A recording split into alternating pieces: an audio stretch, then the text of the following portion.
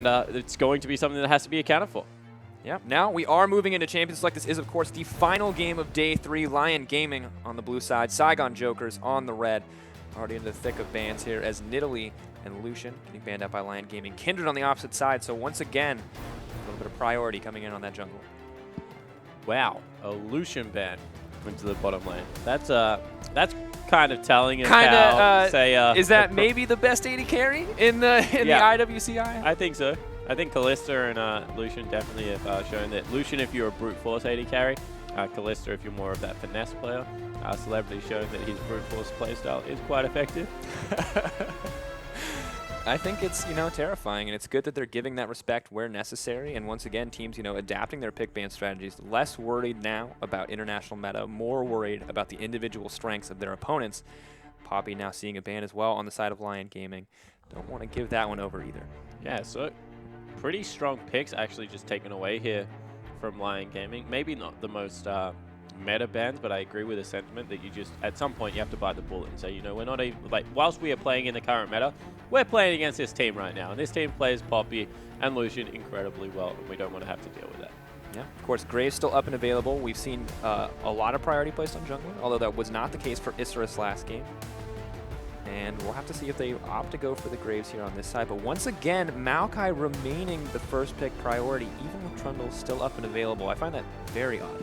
Yeah, so Maokai kind of can go QSS second item after a Sunfire Cape and do okay, especially if you go something like an Iceborne Gauntlet. But I do agree, it kind of alters that build path. And we have seen success, especially of support Trundles against Maokais. What that means is you can put something else up in the top lane.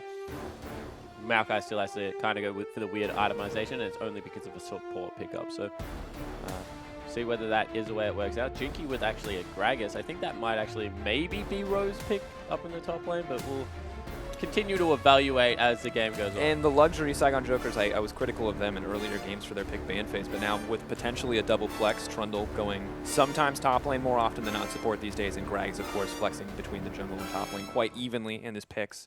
Diak, of course, hovering over that signature Evelyn pick. I don't think he's going to get a chance to play He really wants it. He really wants it. He hovers it every time. He did show the Graves, though, so I think that will eventually be the lock-in. But looking over onto the Saigon Jokers, they already have two very strong champions. Yeah, they certainly do, and they've got, as you said, that flexibility in the two champions, but also the fact that they are kite-back champions means it's a little bit of a different feel so far. I mean, there is some initiation there. He's playing with my heart, Diak. Flicked back and forth between Evelyn and Graves in a half second. It is, however, going to be the Graves lock-in, and you talked about the champions that can disengage with the Bard, or not with the Bard, with the Gragas, with the Trundle. Well, Bard's pretty good at dealing with that if he does manage to land that Tempered Fate. So Bard was a priority in the first few days for hard random. It was banned out against them. However, not really been popular with any other teams. It's popular with Supermassive as well. You have to ban that one out against Dumbledore. I think that he's received a couple. But Bard is kind of like... There aren't enough bans in the world for Dumbledore. I think it's what we're starting to learn. Yeah, I think Bard is one of those champions that, if you want to win a lane, he will 1v2 a lane for you.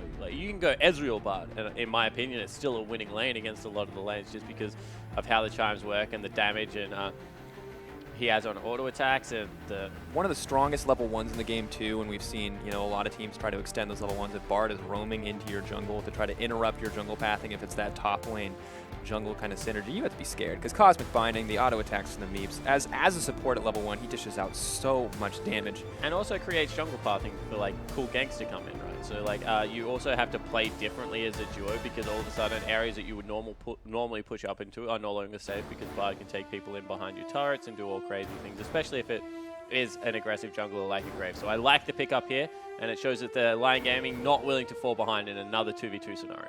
Well, looking back over to Saigon Jokers, is they have made their second rotation of picks. Sivir, I believe, maybe not quite 100% pick ban contested anymore, but has, of course, been a huge priority over the course of the tournament. On the hunt, so powerful.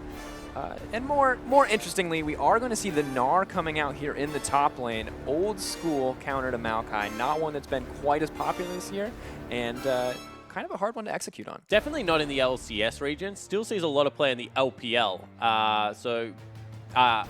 It's interesting because the Bruiser item change has helped out Gnar, in my opinion, a lot, and then kind of the meta shifted very far away from him, and people found out how to fight within the windows, right? Like when he's mini-nar, when he's exhausted, we extended that period. All of a sudden, it's much easier to win these team fights.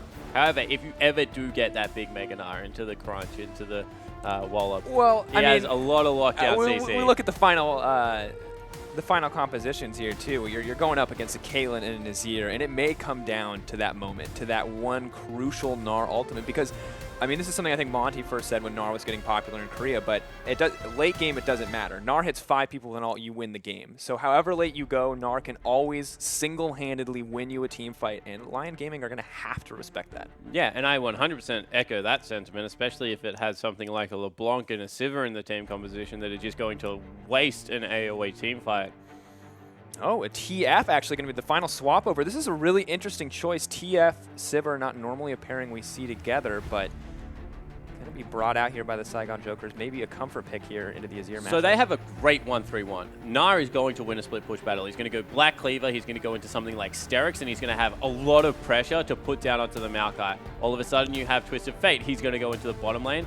Maybe answered by a Graves, but most likely not. And then Sivir has great straight line wave clear for an 80 carry. Gragas helps out with that, especially if you go with Runic Echoes, and then disengage out of Trundle. It's very, very hard to dive that trio. So what I actually like about Saigon Jokers right now is that they can spread out the map a lot, and then they have fantastic mobility if you do rotate and get caught out, to be able to like just dive onto one member and blow them up. And we've seen how proficient Saigon Jokers are once they can find those fights, and they have all the tools to find them now with that TF. Gnar, I think a little bit harder to coordinate around, but once again, can be so amazingly powerful. And even in mini Gnar, his chase potential is so great if they do have the man advantage. And a fight on the other side, though, Azir, Caitlyn, so much zone control, so much team fight potential. Those traps, I hate new Caitlyn traps. I cannot stand them. But you get put in prison, like, around turrets. Yeah, like, you're just done. Yeah, 100%. And, like, it's so funny watching tanks think they can step on them as well. But armor penetration, of course, on headshot now, like, just walk in and she just starts chunking out everyone. I echo a similar sentiment of dislike towards it. However, it's something that Cloud9 showed us at Worlds. Like, Azir, Caitlyn, Azir, long range, like, Veigar or Azir, like, the 2 control mages, long range, 80 carry. Siege comp, very, very real potential of being able to shove down structures early in the game. So look for a lane swap, then look for them to get into mid lane as quickly as possible, and just trying to push through and take the big structures on the map. And Lyon Gaming starting to kind of go back to their roots of their first game in this tower, as we talked about that Jhin Varus composition. Yep. Caitlyn very similar. She can poke, she can siege very well. Azir poking, sieging very well. Now, it's not going to have the same level of power at the same stage as the game. It's very different, but the core, I feel like, of that pushing identity is still very much there for this composition. Yeah, I agree with the sentiment there as well. And the other thing that you have to, I guess, keep an eye on is the fact that they have really good sustained damage in both of those compositions. So it kind of has the same setup, but then once you get to the team fighting phase, if you can keep people at bay, if you can keep people out of your face, you're going to do a heck of a lot of damage.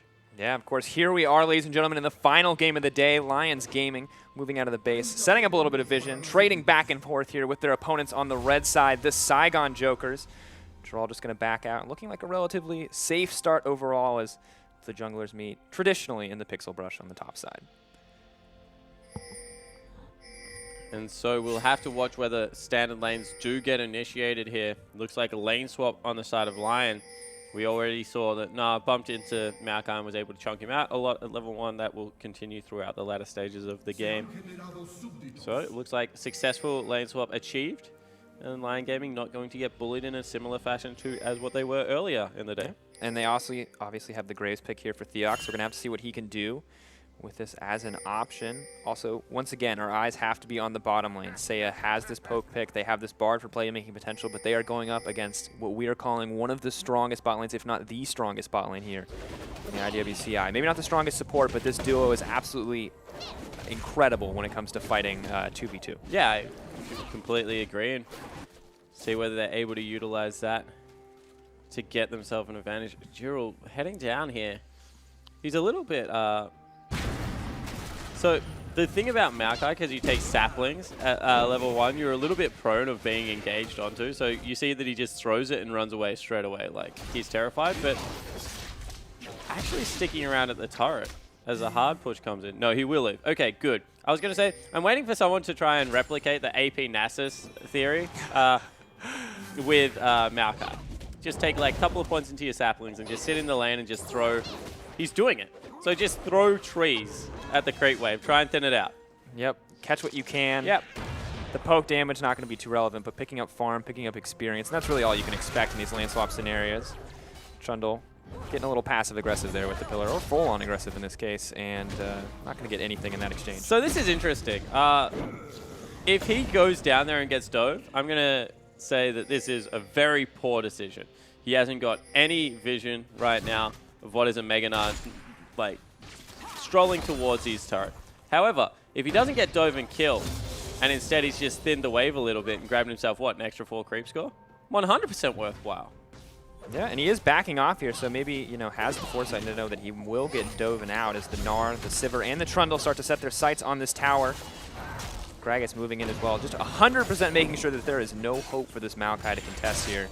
Meanwhile, on the top side, seeing this mirrored by Lyon Gaming, although the Gnar, a little bit less CS, so small advantage to the Maokai, as you said. Yeah, completely advantage to the Maokai, and he's going to go back and now pick himself up a pink one. He's going to walk into that standard lane one more time. And, I was going to say Lions Gaming actually had enough to probably continue to push through on the top lane turret, but they're not going to. They're going to let the creeps die and reset what looks to be towards pretty standard lanes. Not sure. Looks like Caitlyn's actually going to take that farm, push that lane out. Yep. Not wanting to give that one over to the top lane. Maokai not even looking to be on the way quite yet. Duo clear with the Bard. This is a little bit different, but more than happy to just give Caitlyn as much solo experience as possible. A lot of faith being put into Seiya as a lot of resources are being funneled into him at this stage of the game. Yeah, and we'll see whether they revisit up there, as now Jinky in a little bit of trouble has been spotted out. Oh, could be in trouble here. Graves dishing out a lot of damage. Trundle looking for the disengage with the pillar, and they're going to continue the fight here. Bard not committing with the cosmic binding quite yet, but here comes Sivir as well. Exhaust coming out, TP as well. Saigon Jokers are ready for a fight. Are they going to find the engage? The flash over the traps. Celebrity doesn't have that luxury, but he will just sidestep and road jumping over the wall, trying to find a kill here. But every member is still healthy. No, Bard may have brought the team, but first blood, I'm actually losing track of this team fight. The double kill goes over to Sivir. In the end, the Bard will drop as well. 3 kills over to Saigon Jokers. Absolutely massive. They're not done yet. They're trying to turn something back. Maokai may grab a kill for himself. Celebrity and Jinky have to back up, but the Azir is zoned out. They're on the wrong side of the map. They are not back towards their base. Celebrity is waiting for Leviti to come in one more time. Here comes the gold card. The Azir could be in trouble. Celebrity could look to turn here. We'll start to run out, though. Are they actually going to back off? The Azir tower going to save his life. They're just looking for a safe place to retreat, and they may find it. Celebrity has the blue buff, now has a full mana pool. Just about, but at the end of the day, that was an absolutely bloody exchange. 2 for 3 overall and a small gold lead over the Saigon Jokers. Yeah, so Saigon Jokers also get gold onto their AD carry. You can see 2-0-1 goes back, grabs himself a cult. It is going to be a BF sword, however, picked up by Seiya.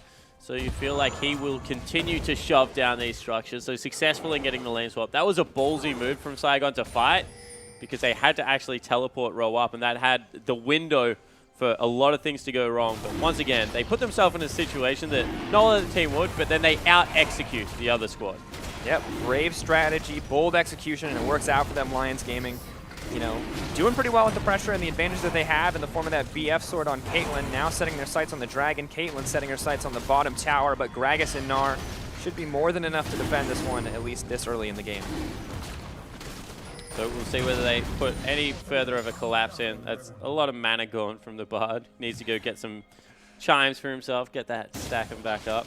Refillable potion as well, I find not what we usually see on supports in the early game, but I guess could be cost efficient here for him. Yeah, so like it depends how many shops he gets in right before he has to sell it. So if he gets 3 shops in, completely cost efficient when you sell that one back.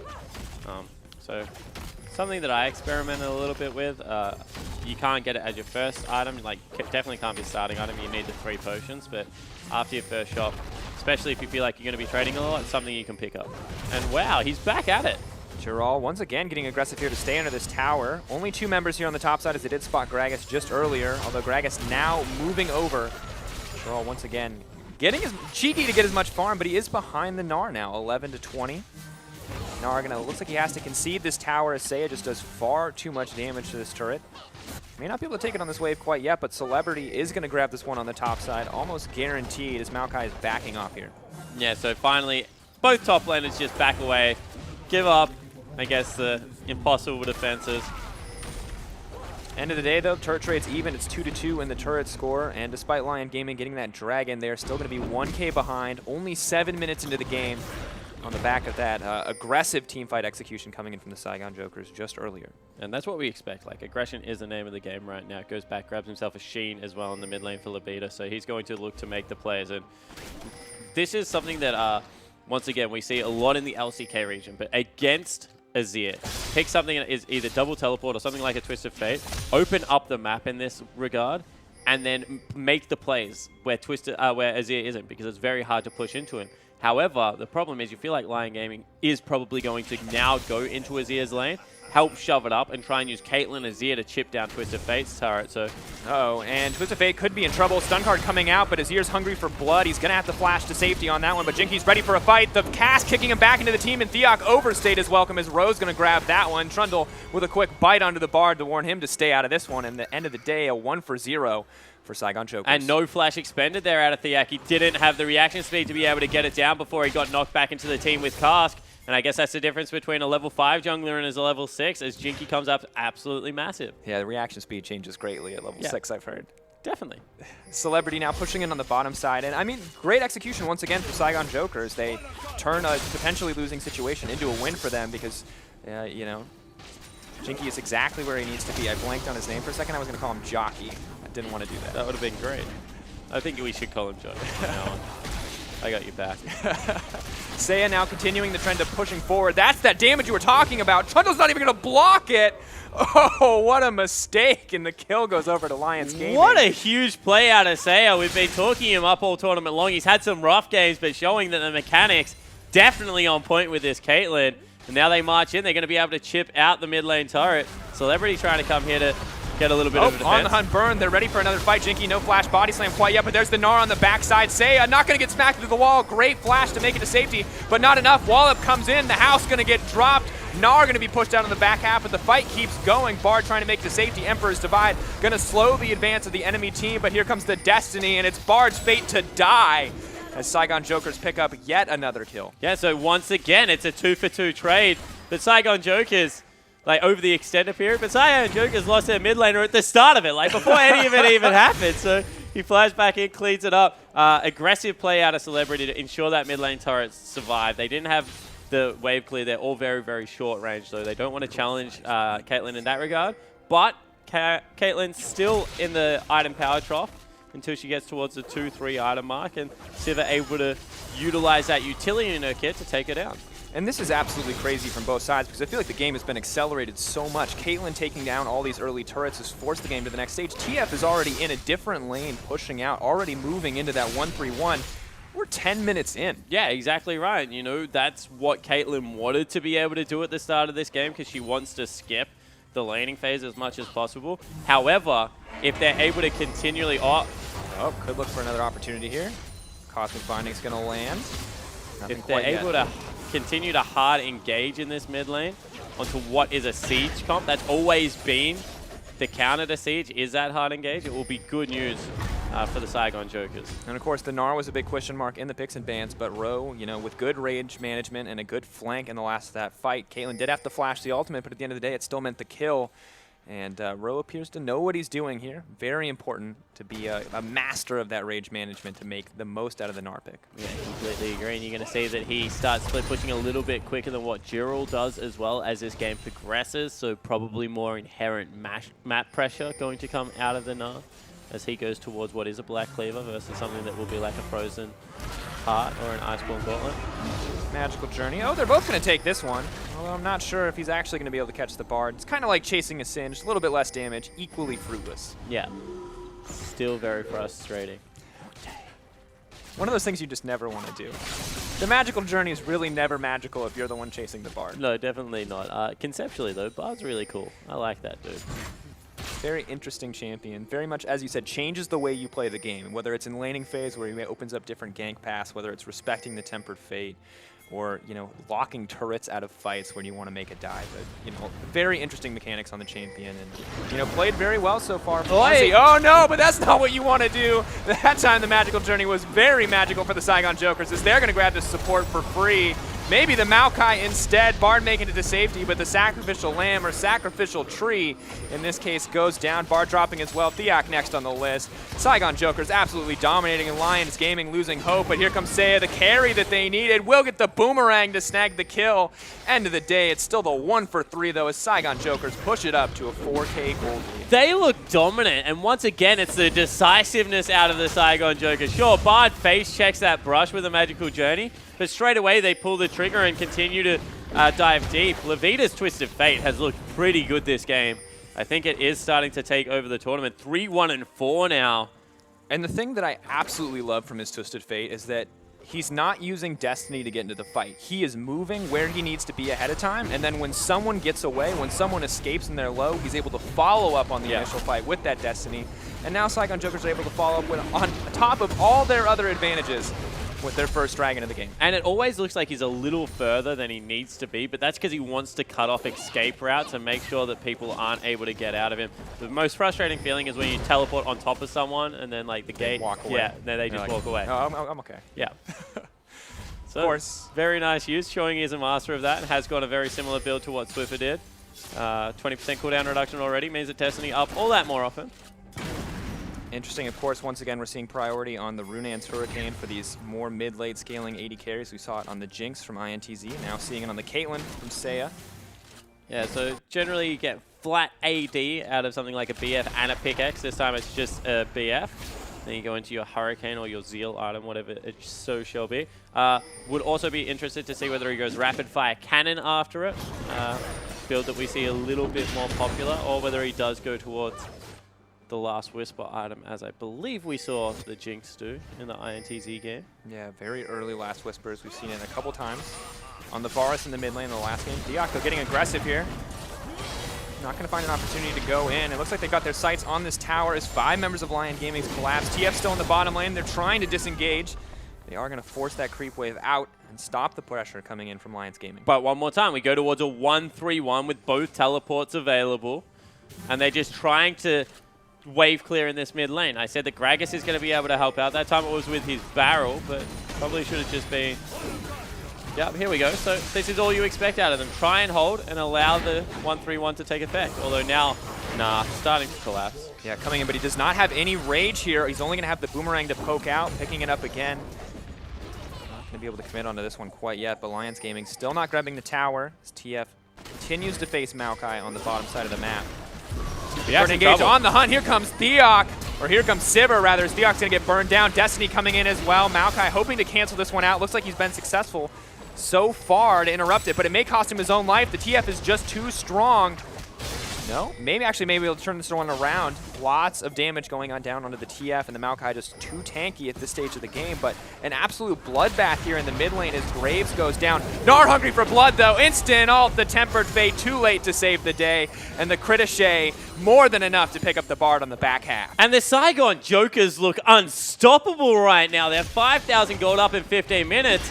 Unfortunate news for Lions Gaming is that they've run into 2 of these weird split push comps in the same day, and they still don't have an answer for it. Yeah, much too used to grouping up, trying to force down towers, trying to siege, but at the end of the day, the 1-3-1 is just too much for them, especially against nearly every member of the team being fed. But Shurima Shuffle trying to turn this one around for them. Azir now going in. Yuri trying to put out some damage here, and Theok going to grab that kill for himself. A small reprieve for Lions Gaming. Yeah, it certainly is, but they probably needed it to go over onto Yuri because realistically, the only way this game turns on its head is if Azir gets incredibly fed and picks up a team fight that they're looking for. Teleport also burnt out of Gerald to try and get into the top, that little skirmish that was happening, but not going to be, so he cancelled. Small window now where Ro can make a play and the Maokai cannot. Ping's coming down on this mid lane once again. They are not giving up this tower for free. There comes the cask. Yuri once again in trouble, is going to get stunned up. The cleanse is available, but the Gragas just does too much damage. No, making it to safety, but there's a Gnar on the backside. They're not letting anyone get away. No survivors, says the side of Saigon Jokers. Another double kill picked up, this time for the Gnar. And in 6-2-4. What a monstrous Gnar right now. And we mentioned it, you know, there's a window where they can make a play and Maokai cannot respond. All of a sudden, teleport comes out, nice and deep one more time for Rogue, cutting off that retreat. And Saigon Jokers are unrelenting. 8,000 gold now. These guys never give you the chance to breathe, I feel like. This Gnar, he's never here at the start of fights. He always comes in on the side, and he's always picking up these kills. And whether he's the cleanup crew or he's the initiator, as he was in that tower dive on Seiya earlier, he just does so well for himself. The man, I doubted the Gnar pick, I'll be honest, but he is absolutely making it work. Yeah, it certainly is. 10 out of 14 kill contribution as well. Phantom Dancer picked up by Celebrity. They're just hitting their stride like across the board right now. Caitlyn's still in her trough, and I don't know if Lions Gaming have enough time left to get themselves out of it. And more importantly, Lions Gaming not really adapting their game plan whatsoever. Push out the mid lane, group is 5, hope for a team fight, but I don't know how much longer it's going to work for them. They're getting little bits of damage, but they still have yet to get the mid lane tower, and it's just going to get more and more difficult. The TF, a needlessly large rod added in addition to the Aether Wisp and the Lich Bane. So that guy, not only fast, but dishing out tons of damage here. Going for a Luden's Echo. What the heck? Speedy TF, man. Wants to make it to the fights. He's going to be quick, that's for sure. He also deals handily right now with this Maokai, so they have to rotate him out of the lane. We haven't touched on this in a bit, but that is the 8K gold lead coming in for Saigon Jokers, and we knew they were dominating, and that's an excellent number to support that because they're just so far ahead in terms of itemization. And when your Twist of Fate is 30 CS up, I mean, he already has stacked deck. Sorry. Loaded moving in, though. Here comes the power of that Bard, changing the way the game is played. The TF, though, mixing it up on his own. Gold card still available, may disappear in just a moment. And, ooh, Lions Gaming hungry for blood. The Caitlyn coming in as well, looking for the Destiny, potentially looking for the option to get out, but he's just going to be stunned for far too long as Sia picks that one up. So they're able to get a shutdown, but what do they actually pick up across the map here? All of a sudden, Saigon Jokers, they rotate into the mid lane turret. Oh, Jinky knocking it back in. Emperor's Divide going to keep him safe as Yuri manages to disengage, but the tower still dropping in the favor of Saigon Jokers. Jinky, wow, able to just start another clutch engage. Gets out the ultimate this time out of the mid lane, nearly cost him his life, but they do get the turret for it in the mid lane. So once again, not a worthwhile trade. Actually lengthens the gold lead between these two teams as they overcommit onto the Twisted Fate, and it may pay. Setting their sights on Dragons, and we have to give praise to Jinky. We've been very questioning of the priority placed on Gragas by a lot of teams. Saigon Jokers are no exception. We're surprised that they prioritize this over an aggressive jungler, but Jinky makes it work. He plays it like an aggressive jungler is a different. He's able to get in and affect the team fights with the ultimate, whereas I think we've seen far too much reaction replay. If you have CC in your kit as a jungler, you have like an obligation to your team to get into the lanes and try and shut carries down. It's exactly what he's done this time around. Exactly. Of course, Azir only 0, 1, and 3, but Seiya, despite being potentially one of the all-star players for this team, 4, 3, and 1, getting picked out left and right by jungler, by top laner, mid laner. The man cannot get a break this game. Really struggling, as well as jungler Theok, despite getting a more powerful pick in the form of Graves. Yeah, Theok's the one that's really struggling to me. I mean, Seiya is trying to make plays as Caitlyn and therefore putting himself in dangerous situations. However, has picked up a 2-item spike for himself. Still pretty much nearly a full item behind as Infinity Edge is about to be picked up. Wow, that's 2,000 gold just between the AD carries. That's absolutely insane. That's 3,000 between the mid laners. Oh, and 3 in top? Yeah. Oh, well, there's the entirety of the gold, 10K gold difference between these teams, or just about the other 2K divvy between jungler. Azir building another turret just so that Saigon Jokers can break it down, and things are looking very grim for Lions Gaming. And once again, the plan seems to be like collapse onto Twisted Fate. They just don't know if it's going to work. Stun card, walk away. No kill pressure onto that guy. He's just a little bit too fast. Maybe I should have phrased that better. I just don't think it's going to work. I know that it's not going to work, so yeah, they're putting so much priority into trying to get into Levita's lane. I guess gank the teleport is one of the oldest adages of League of Legends, but they're taking it to a new level. Yeah, not burn everything on the teleport, yeah. I think. And unfortunately, as you said, Ro continuing to remain a massive split-pushing threat as he pushes forward here onto this lane. And all Jarrell can really do at this stage of the game, so far behind, is clear out these waves and hope that Gnar cannot dive him. Yep, and hope that they don't start up the Baron as well with all the superior vision control that they're able to pick up. Arce now in a little bit of trouble. Twisted Fate ulti, potentially. The Gragas, that could be the aggressive cask initiation, but Ro is hoping to make an impact here. Oh, Theok, no flash to safety. Destiny coming in on the backside, and Jinky grabbing another kill for the team. Next up, Inhibitor Tower in favor of Saigon Jokers. Looks like Lions Gaming not quite in a position to contest this one. They are eventually going to have to back off on Saigon's side. Nope. gonna grab it anyway. And you said Twisted Fate was going to be quick, but LoVODs is flying around right now as they go in from potentially a fight. This is not a fight that they want, though, and they are going to have to back off. The inhibitor, an extra prize for the Saigon Jokers, and Lions Gaming left with nothing in that exchange. 12K gold lead, 22 minutes in. Saigon Jokers, they've fallen flat once or twice, but this is the domination we expected from them at the start of the tournament. Yeah, it certainly is, and they're going to go back and grab huge item spikes for themselves. I mean, as soon as Celebrity goes back to that base, he's probably got himself an Infinity Edge. Another needlessly large rod picked up as well. Nah hasn't been back to shop in quite some time, and it's just the scary, like, it's getting worse and worse as the game goes on. Like, there is no end line in sight. We're only 22 minutes in. Gold is not going to be irrelevant for a very long time. And the difference here is that in that first play, it was confidence and execution from Saigon Jokers, and now it's just a gold lead. Even if they make mistakes, even if they screw up and one member's caught out, they honestly might just be able to 4v5 a team fight at this stage, depending on who goes down, because every single member is so far ahead of the opposition. This Trundle coming in already has Locket at the Iron Solaria, the jungler as well. Double shields coming out, diminishing returns, but still so much additional power. Yeah, 100%, and they're kind of fighting on two fronts anyway at the moment, so they definitely will be worthwhile. Oh, no. Oh, Seiya, this is not what you wanted, my friend, and unfortunately, I think it's what you're going to get. No flash available, stun card going to land, and that TF just does too much damage. Saigon Jokers, another kill in their disposal. Yeah, completely destroying the AD carry. And we mentioned that was kind of the shining hope of the team composition. So the two-man unit that we mentioned, as well as this three-man, going for it. They're looking for it on the hunt, going to be burned, but Jaral is there in the back line. There's the setup from the Bard, the TP coming in as well on the side of Saigon Jokers. The cast to try to disengage. Here's the Twisted Fate. There goes the tree. Gnar getting pushed back, and the portal going to take them to safety.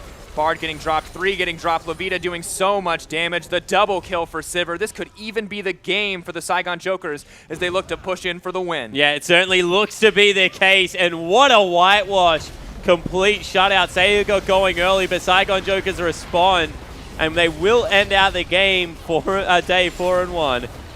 Matching up with Hard Random in the end and performing in an absolutely dominating fashion. Seiya hoping to get a few return kills, but it's not going to be enough. It's too little too late. 7-19, the final kill score. And after one team fight in the early game, Saigon Jokers do not miss a single beat, crushing at every turn in that game. Yeah, and crunching, and the Gnar came up massive. Like, I just can't believe that they went. It's such an oddball pick, but something that we've seen historically against Maokai, and was able to just dominate across the board. It was, I mean, insane. Not only the Gnar, the aggressive Gragas play, we talked about it a little bit, but consistently initiating fights. I mean, it felt like every single explosive cask did its job. Disengaging, engaging, looking for fights, looking for picks, the Twisted Fate, flawless destinies in every fight. I mean, quite frankly, Lion Gaming just looked outclassed. And it's unfortunate for them because this has been a rough road, and Saigon Jokers, despite 1 week performance, a rough pick ban, just crushing the competition. Yeah, I feel like Yuri's going to go to bed and have nightmares about Twisted Fate. Like, it's just not been a good day for him against that champion. But honestly, like, that was, you watch what the Chiefs did, and you're like, wow, that was, like, convincing. I think it was a 32-minute victory. And then, like, Saigon Jokers were like, yeah, all right, we can try that. Yeah. I guess we could try our hand. For me, the Chiefs played slow. The Chiefs played steady. They found an advantage. They transitioned it. Saigon Jokers were like, oh no, you're going to bleed. Like, we're going to fight, and we're going to keep fighting, and you're going to lose. And that's just how it's going to be. And unfortunately, Lion Gaming maybe thought they had a few opportunities to take it back, but Saigon Jokers punished them at every turn, and it was just, they got decimated. That's the kind of game where I just walk away from my computer for a couple days, because that is crushing. Yeah, 100%. And I agree with the sentiment in the fact that, you know, every single time they even looked to make a proactive play, like they were trying to siege down mid, every cask was on point. Great flanks coming out of Gnar. In Mega Gnar farm already, there's not even a window to outplay that. Seiya's burning flash, trying to get over walls, and the whole team is just unrelenting. I mean, with the Sivir ultimate. So you could see that they were trying Lion Gaming. They had a game plan. They were trying to execute on it. And Saigon Jokers just weren't impressed enough by it, I guess. They just didn't play by the same rules. Yeah, completely different rules, I would say. I mean, This team so aggressive, so strong, and moving up to be tied with first place alongside Hard Random. So very good performances from them. And whatever doubts I had were, admittedly, Lyon Gaming a little bit lower down, but doubts are starting to be crushed for me on the side. I'm starting to think that Saigon Jokers are looking like one of the top teams at this tournament and could go toe-to-toe with Supermassive. Yeah, I completely agree. So right now we have Supermassive, Hard Random, and as well as the Saigon Jokers, and they pretty much are going, they just need to win one more game each tomorrow and book punch their tickets into that playoff race. On the other side of it, however, you have INTZ, you have the Chiefs, you have Isurus as well, although they lost last game, so they're 2-4, so a little bit harder for them, trying to jockey for that last position. And Lyon Gaming, unfortunately, now out of contention as well. So, honestly, out of INTZ and Chiefs, that's going to be huge for the race for fourth. And maybe that head-to-head victory is not going to do INTZ any favors in that regard. Might not. And unfortunately, we've had a crazy series of games today. And I think consistently a lot of upsets, as you can see on your screen. Win for Supermassive over Hard Random. Saigon Jokers taking out the Chiefs. INTZ taking out Detonation Focus Me. Hard Random over Isurus. Chiefs over Lyon in a relatively confident win. Supermassive over Isurus in similar fashion. And Saigon Jokers keeping Lyon down in our final game of the day. So, it's been back and forth in this tournament overall. And some of these results weren't quite what was expected, but we're figuring out who the great teams are at this tournament pretty clearly already at the end of day 3. I think that we have a 3 at the top. We have Hard Random, we have Supermassive. I always do it as well. And Saigon Jokers. Then we kind of have Detonation Focus Me, the Latin American North and the Latin American South teams that unfortunately look like they're going to be out of competition for the rest of the playoff run. And then there's kind of the 2 in the middle that, could go either way. But right now, if you're looking across, fourth place is a scary position to be in anyway, because you're going to have to fight the best out of those 3 teams. We've got 1, 2, 3. Yeah. 4 is going to be absolutely insane. It's going to be really rough. And let's take a look at the standings as they are, because this is that 4th place we're talking about. 1, 2, 3, Hard Random, Supermassive, Saigon Jokers. Those guys more than likely going to secure their spots if they play as well as they did today. The question marks start as soon as we get a little bit lower. INTZ, Chiefs, Isurus most likely out. But we don't really know what to expect from tomorrow's games. They have one more game. If they can finish with a 3-4 record, it may come down to those head-to-heads. But Chief and INTZ, the ones that we have to look at, 2 games apiece tomorrow, hoping to make it out on top, hoping to secure that 4th place spot. And both these teams have to be biting their nails, have to be preparing as hard as they can for tomorrow's games. This is going to be rough. So Chiefs have the easier side. As far as if you look at it, I think they have Isurus and Detonation Focus Me tomorrow, whereas INTZ, they're going to go up against Supermassive and someone else that I've lost off the top of my head now. I actually had before this, but they have a harder day tomorrow. So I think that is what the race is going to come down to. As you said, if Isurus upset the Chiefs tomorrow and maybe look to win some of their head-to-head records against the other teams, they definitely are still within a fighting chance. But INTZ, their eyes are lighting up. They're this close to doing CBLOL proud again and getting back into those playoffs and trying to win the whole thing one more time. But it's going to be a really bloody day tomorrow. And despite the more difficult schedule, let's take a look at tomorrow's games. Let's actually take a look at that schedule. Saigon Jokers and Hard Random, really important to decide. I think essentially seeding at this point for the bracket stage. Saigon Jokers they had. Whew. Oh. Detonation Focus Me versus the Chiefs. That's that opportunity you said for the Chiefs to upset, to look to take on one of the teams that has been struggling. INTZ, though, they're versus Supermassive. That's pretty Supermassive favored, and INTZ are one of those teams fighting for 4th that need to find those wins. Chiefs versus Isurus. Once again, important for Chiefs, important for Isurus. Get those head-to-heads. Look to get those tiebreakers. Look to get that 4th place. Hard Random, Detonation Focus Me. Not the most important game, but once again, that blue shell potential for Focus Me to disrupt the seeding for Hard Random and really, quite frankly, to do Japan proud, to do their region proud coming to this tournament and take out one of these top seeds. Yeah, exactly right. Lions Gaming versus Supermassive in a very similar situation, but then INTZ versus Saigon Jokers. So 2 big playoff contentions there for the Chiefs and INTZ. Chiefs with Detonation Focus Me and Isurus. INTZ with Supermassive and Saigon Jokers. So they're playing 2 members above them. Chiefs are playing 2 members below them. It's going to be a very big last day and a very, very big last game of the IWCI group stages. Yeah, and it's going to be, I think, overall a very difficult day, but you got to be crossing your fingers if you're a Brazil fan, if you're, an OPL fan, because these guys are on the edge. And Brazil has a hard path, no doubt. But even, the Chiefs have been great. right? They've been figuring out, they've been knowing what they want to play, but we've seen them slip up, and it has to be many times. nerve-wracking. 100%. And once again, Brazil historically is a team that performs very well under pressure. Maybe INTZ are getting some criticism thrown at them, but I'm sure that they will rise to the occasion. And Chiefs, this is generally where the train falls off the tracks, Daniel. This is where we start struggling in international tournaments. So they need to learn how to buck that trend. Yeah. I mean, overall, I think I gained a little bit more faith in them after they managed to execute the Thank God one of us has. the Alistair. They had a great Thresh performance today, and you can't shut them out yet. But INTZ have been a consistent contender at IWCI, and I don't feel like we've always seen the same thing from OCE, unfortunately. This year, they're doing well. They have a chance to make it to the bracket stage to get the opportunity to play in best of 5. But I think, honestly, despite a harder schedule for INTZ, it's still very close for who's going to get that fourth place 100%. spot. And like as I said, you'll be a crazy person to ever bet against the CB LoL region. But right now, it might not even matter because the other 3 teams sitting above them, the CIS, the Turkish squads, as well as Southeast Asia, just look so dominant. All right, well, we've seen the schedule for tomorrow, and thank you so much, everyone, for watching the 3rd day of the IWCI group stage. We will finish our final day of round robin tomorrow before heading into the bracket stage, so make sure to tune in tomorrow. We will see you then. On behalf of myself, on behalf of Jake, and the rest of the broadcast, thank you so much for watching.